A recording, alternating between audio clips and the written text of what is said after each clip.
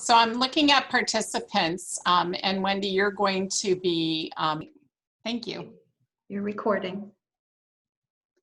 Hi, good evening. My name is Gail Dolling-Hench, and I am the Assistant Superintendent of Madison Public Schools. This is my 8th year as an Assistant Superintendent, and there has been no more interesting start than the one we're currently experiencing. I'd like to thank our attendees for joining us this evening.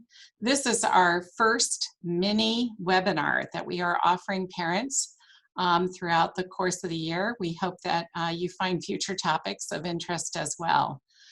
This topic seemed really important for us to really delve deeply into in the next 30 minutes to offer some guidance and some expertise from our faculty and also from our partners at Madison Youth and Family Services as we are opening the school year and as you as parents are really working with your students in order to prepare them for a positive start.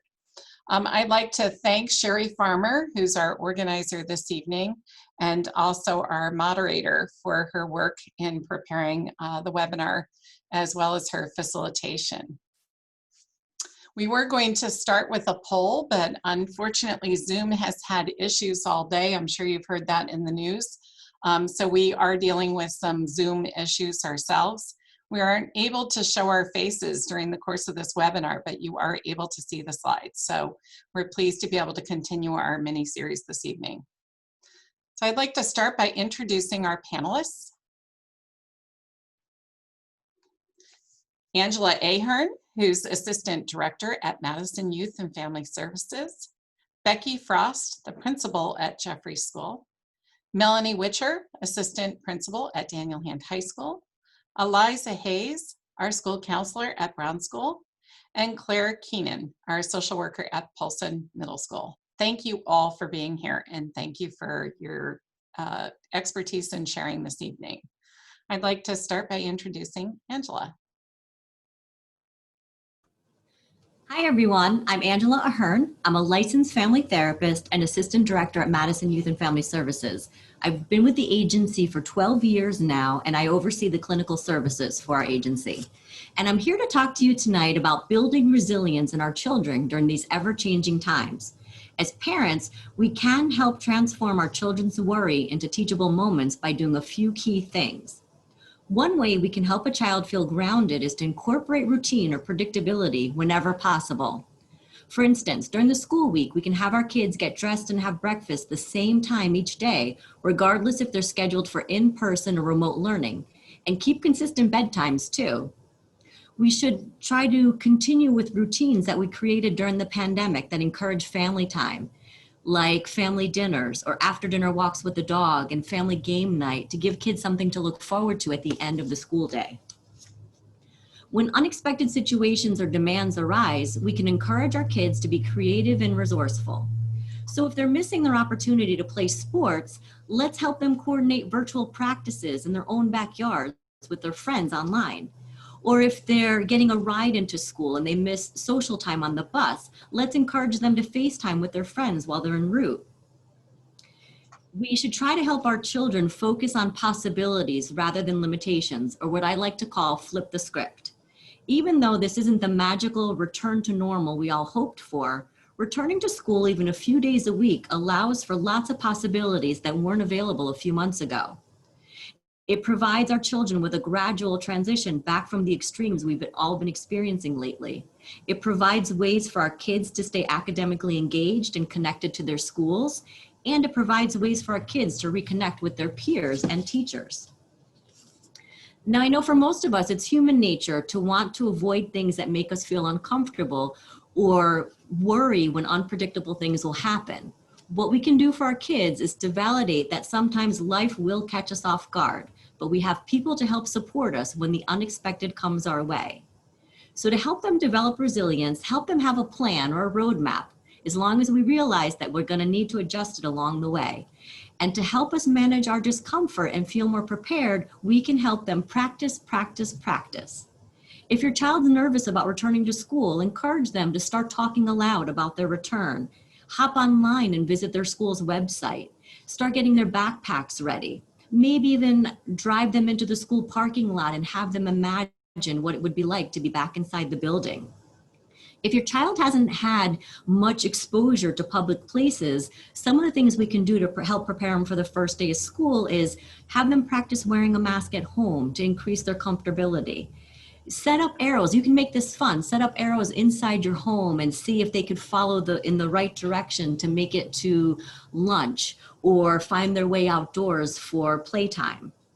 Consider placing circles that you make out of paper or even like circle placeholders or hula hoops and place them 6 feet apart for younger kids in particular, so they start to develop a visual of what social distancing will look like when they return to school. The more practice that our kids can participate in before the first day will certainly help them feel more confident. And it's easy for us to become creatures of habit and rely on our go-to responses. But if we can help our children promote flexible thinking by challenge our kids to come up with 3 or 4 different solutions to the very same problems that arise. The idea is to create a number of tools in our children's toolbox and increase them so they have multiple ideas to choose from. You can even create some friendly competition at home among siblings and offer prizes like candy or an extra 5 minutes of screen time, or maybe staying up a little later on the weekend for the winner who comes up with the most ideas. Because as they come up with them collectively, everybody wins. Keep lines of communication open. Let our kids express themselves in their own way without censoring their thoughts and ideas. We can check in with our kids often, ask them how they're doing. And it doesn't have to be complicated. It could be a simple thumbs up, thumbs down, or somewhere in the middle. Validate their feelings and thank them for sharing when they do give us ideas. It's important to help our kids remember their strengths and accomplishments. Ask them to reflect back on what life was like at the start of the pandemic and compare that to where they are today. See if they can highlight all the things that they thought were impossible in March, but yet they managed to successfully accomplish by June. Ask our kids to identify the strengths they used, and if they get stuck, let's be ready to offer them some concrete examples of how we saw them shine. And the last strategy is to utilize collaborative problem-solving strategies, especially when addressing differences of opinion. This means, as parents, start off by asking questions rather than us offering our opinions. Ask questions like, I wonder if, or what would happen if, to encourage more dialogue between the two of us. Ask our kids for concrete examples or to provide additional information when we're not quite sure we understand, rather than make some assumptions. Ask our kids to explain to us how they think they could resolve the problem and what steps they think need to be taken in order to get there. If we can avoid power struggles and aim to solve the problem together, it'll usually end in a resolution that all parties can feel more comfortable with. The bottom line is, things have been and may continue to be challenging. But as parents, we can help guide our children through this process, and we really can help them build resilience by transforming their worry into teachable moments. I hope you and your children have a very successful start to the new school year. If you'd like to speak to me privately about specific ways to help your child feel more prepared, please reach out to me directly at Madison Youth and Family Services. Thank you.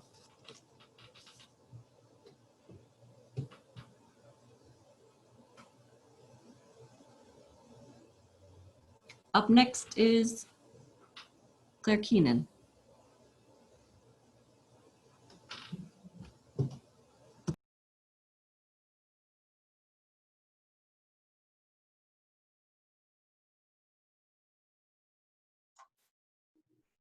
Claire, I think you need to unmute your mic. Sorry about that. Can you hear me now? Thank you. Okay, I thought I did. But okay, I'm Claire Keenan. I'm a social worker at Brown Intermediate School and Polson Middle School. And I just wanted to address the topic of communicating emotions. I have 2 sample posters up that are handy posters. You can download them if you just want to find one online, print it out and hang that up maybe on your refrigerator at home, where the kids often walk by and they'll see it. And if you hang it at their eye level, they may take a little bit of time to take a look at it and just look at the different expressions and see if they can read the different names or labels underneath. This is a tool that I use often. I have the kids write at the top of it, I feel, and then I put ... And we go through each one of these emotions.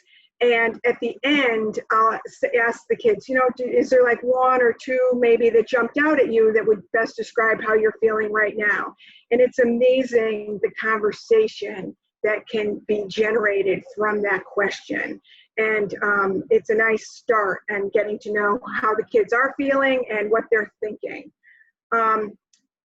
The other thing that I just wanted to touch upon was the whole issue of anxiety and helping the students to redirect their thoughts. Feelings of anxiety or worry really increase when we know we're going to walk into a situation where there's a lot of unknowns. And what happens is our brain literally starts to perseverate on what we don't know. But what we found is that we do have the power to redirect our brain. So if we focus on thoughts of things that we do know what we're walking into. So for example, for the students for the first day of school, they do know where the school is located. They do maybe know who their teacher is going to be. Maybe they do know some of the kids that are going to be there with them. All these things are really important to focus on, and it will help shift our brain from the fear of the unknown to knowing exactly what we're going to be walking into. And you can actually help them make a list of these different things so that they can stop perseverating on what they don't know. But I look forward to seeing you. I hope you have a great new school year. And Eliza, I think you're up next.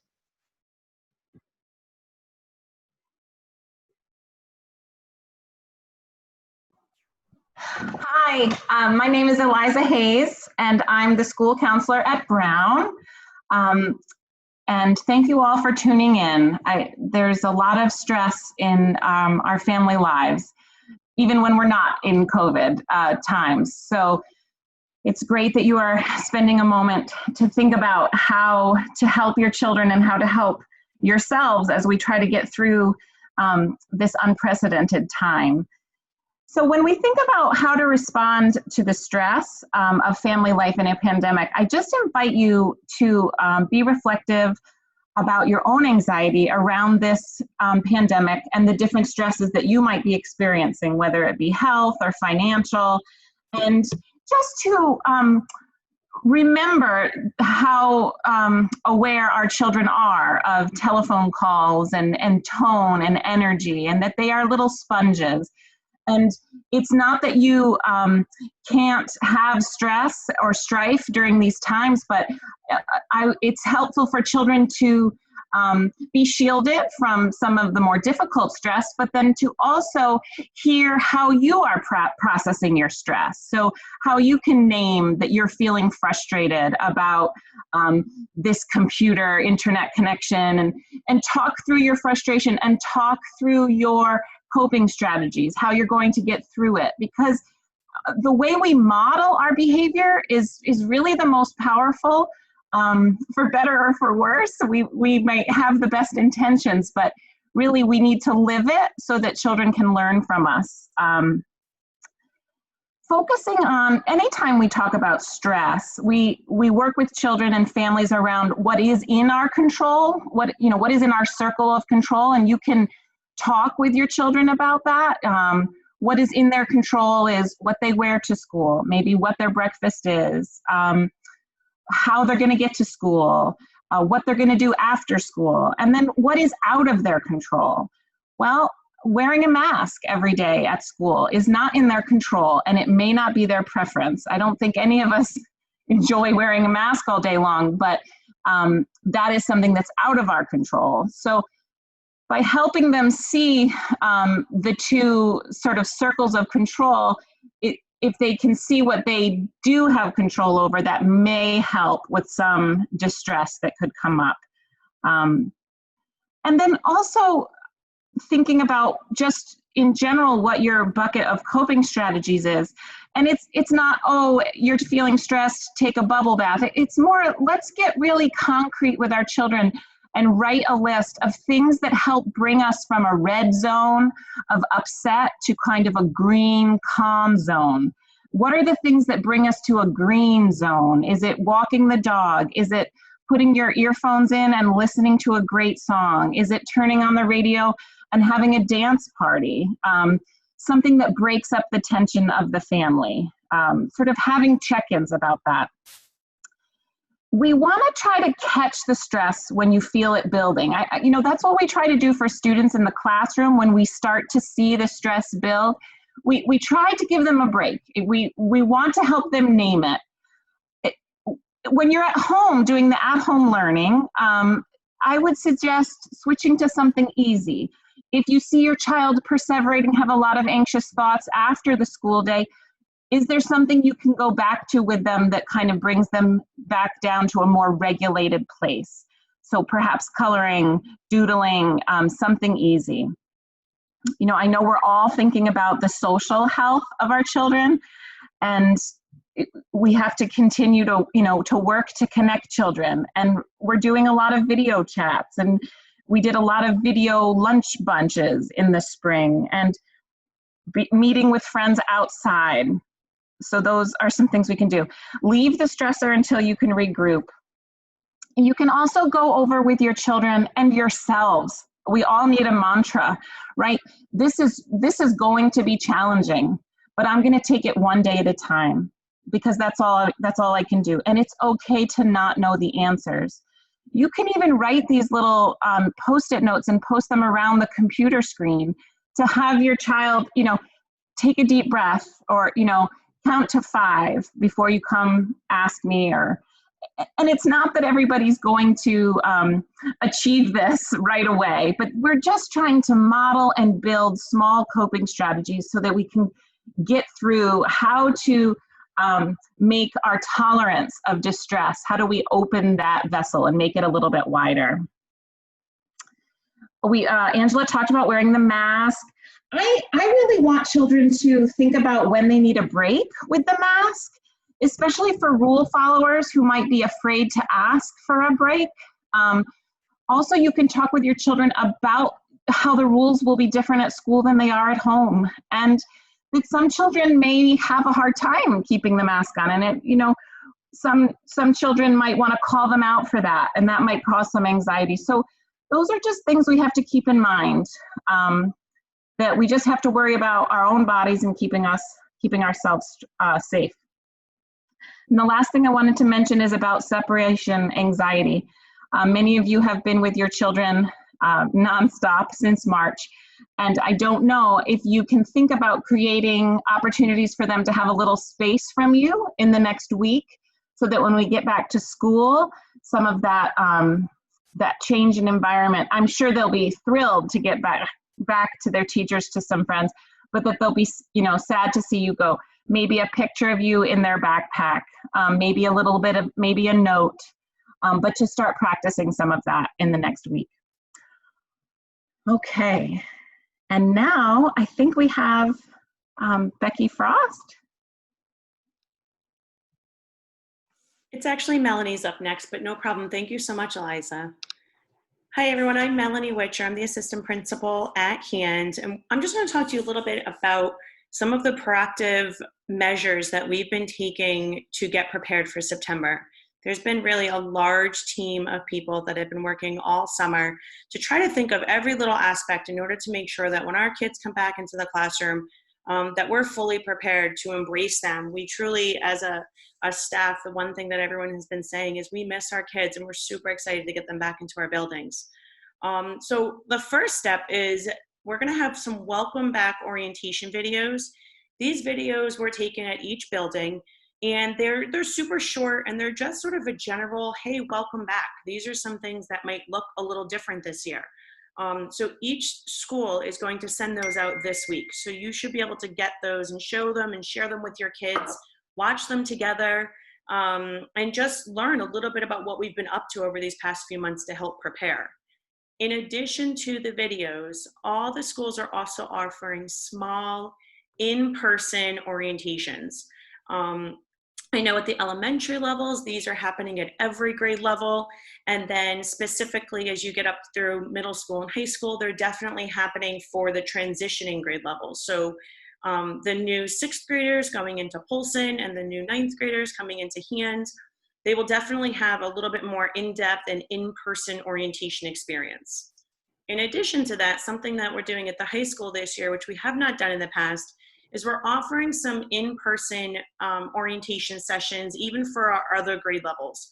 So students that are coming in from 10th, 11th, and 12th grade will also have an opportunity to come back into the building and to see so many of the changes that are going on.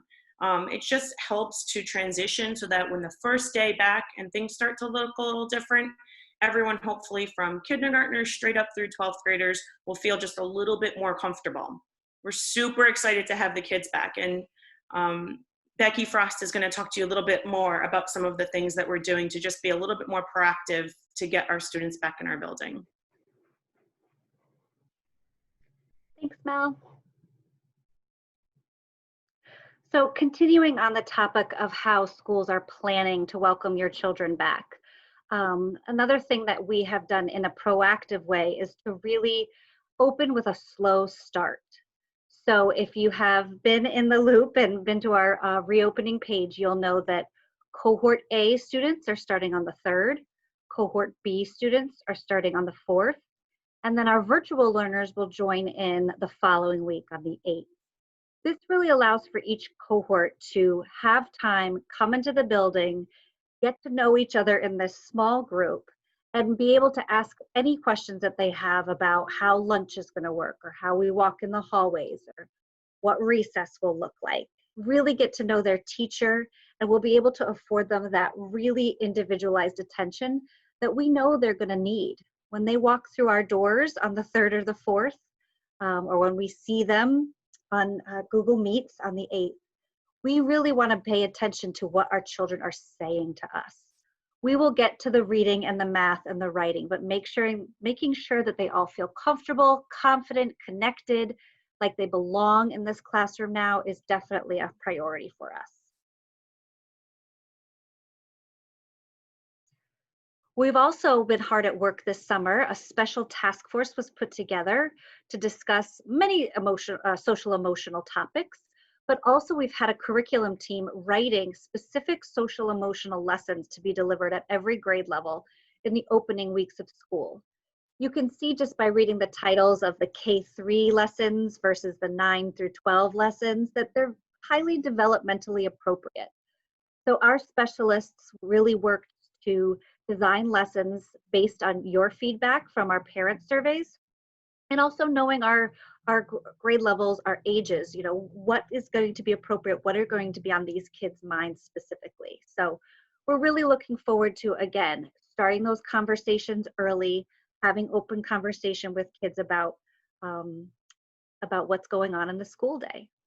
And as always, in addition to orientation videos and in-person orientations and special lessons, we have always had unique supports at each building level, and we'll continue to have those this year. So please reach out if you have any questions about anything the school can do or your building principal can do to make your child's transition any more smooth. We are willing to roll up our sleeves and do whatever your family and your child needs. So thank you, and I'll pass it to the next presenter. Hi, this is just Eliza again. Just like what Becky said, school counselors, social workers at all levels will be working with teachers and staff to identify students who need support, which is completely reasonable, and we are here for you. Virtual counseling sessions can happen in our Google Classrooms. Many of us have Google Classrooms that have resources in them. Virtual lunch groups can happen. And if a student needs support, they can come visit. And if I do see a student at school, I will try, and I'm sure Claire and Angela, we will try to go outside as much as possible and always use the right safeguards to keep everyone safe. We have several new students to Madison this year, as always, and so we want to continue to be reaching out and connecting them. So please reach out to your school if you have any concerns.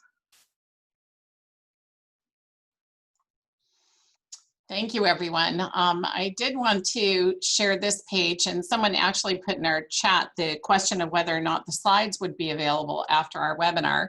The slides, as well as a recorded webinar, will be available to all Madison Public Schools parents. These resources are actually live links. They go to many, many websites, including a lot of the resources that were put out by the State Department of Connecticut, as well as our own experts and their curation over the past year. So we hope that you find these resources, additionally helpful. Some of them are really practical ways that you can engage your child in reducing anxiety and helping them to feel more comfortable in the school environment. This year challenges all of us to be at our personal best. It challenges our faculty, it challenges our parents, and we are very grateful that we have such a wealth of expertise, as well as a great partnership with you at home. I did try to field some of the questions in the Q&A, and I don't see any further questions. We did want to keep our webinar to 30 minutes, honoring parents' time, because we know that you're probably in between putting dinner out on the table and putting kids to bed, but also knowing that summer days are a little bit longer. If you do have any questions, you know that the reopening mailbox is still open, I think, for the remainder of the week, as well as any of the presenters that shared this evening. Our contact information is on the first page of the slide deck. So I'd like to thank our presenters and also thank our attendees. And we hope that you join us at our next webinar, which will take place on September 2nd at 6 o'clock, which will be navigating Google Classroom for those parents of younger students who may want to be very clear on what the Google Classroom design will be for distance learning days, as well as distance learners. We hope that you can attend. Thank you very much, and thank you to Sherry Farmer again for her organization.